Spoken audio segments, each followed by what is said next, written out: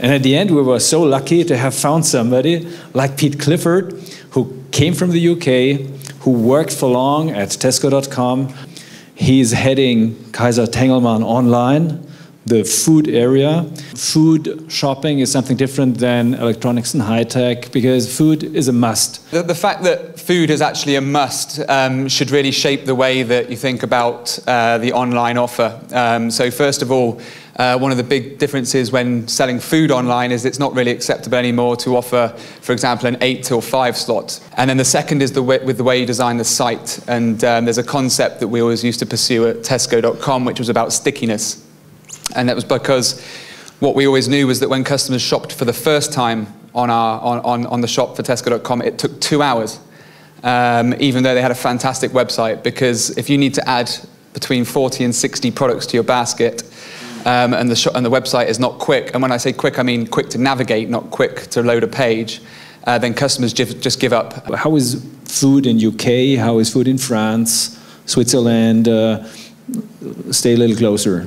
Yeah, I think one of the biggest differences between each of the individual countries, as I've looked at them, is about the way that people do their food shopping.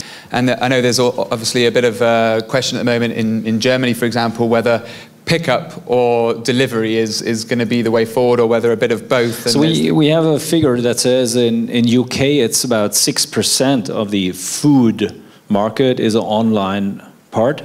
And we have it in Germany, which is 0.8, which is so there's enough potential to growth, right? I think it depends a lot on whether German customers actually are prepared to shop online, and whether the market entrants that decide to go into that market get the offer right for customers. Customers are really unforgiving. You can get pretty much absolutely everything right, and if you don't get one thing right, the customers just don't come back. It needs to be an absolutely perfect experience. What is your experience? What do you see there, and what do you see in Germany? Is a part of difficult shops in Germany also part of maybe the problem to have not that many people buying food online? Well, yeah, I think so. One thing that the UK has benefited from massively over the last probably 8 to 10 years is that a group of retailers, a group of supermarkets decided to climb in at roughly the same time and to really invest in the business and go for it, and it became a very, very competitive market. The one advantage I think we probably will have in Germany is that we can look to the examples of France, Switzerland, the UK, and not make the same mistakes. Is there in Germany online food real competition?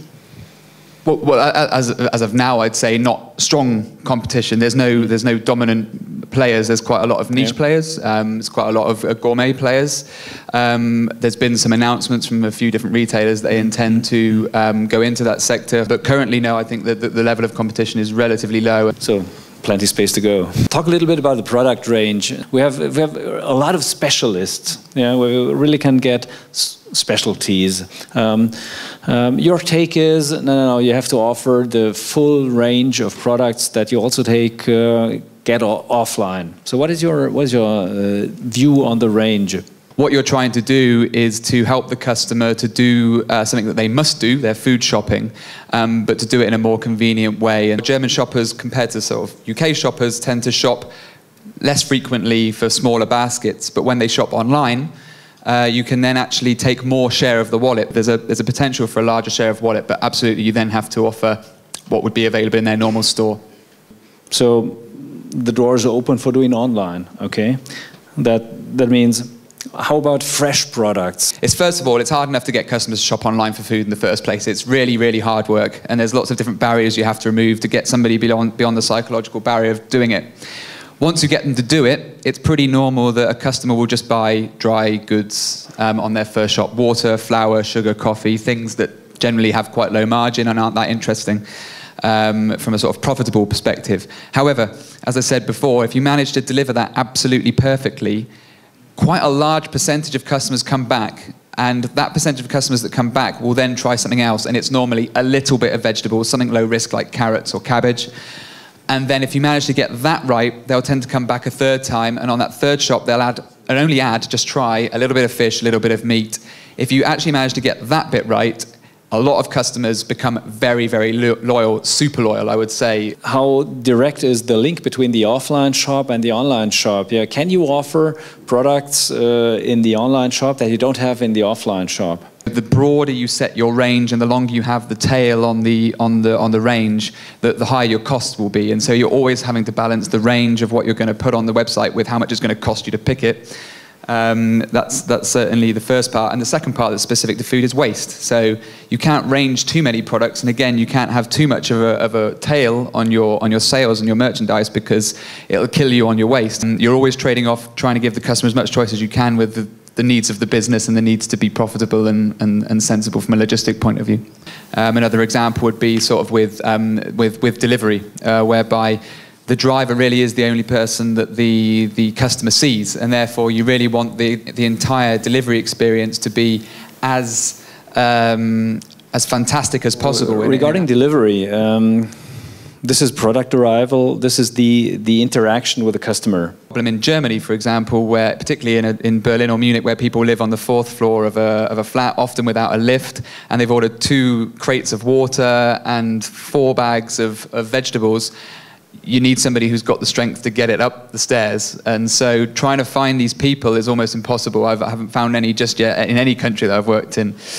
South Korea had a similar problem in that most people live in 28, 30-story buildings, but they had the advantage that most of the buildings are only 20 or 25 years old and have high-speed lifts in them, so that was never a problem. How do you cope with the price of products that is a problem for your business in Germany?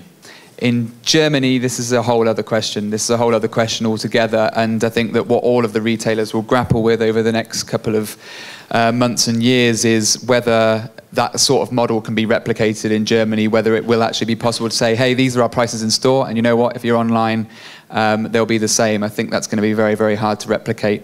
And if it does actually end up being almost impossible to replicate, then I think what will be most important in order to break down the barrier of customers shopping online is that there's at least a very clear policy for the customers, so they're very clear and it's transparent about what they're experiencing online, and the customers don't have the feeling that they know there's a difference, but they don't really know what the difference is by product or by product category. It's because what customers have come to expect now, particularly with on the non-food area, is that over a certain value of basket, you receive a free delivery.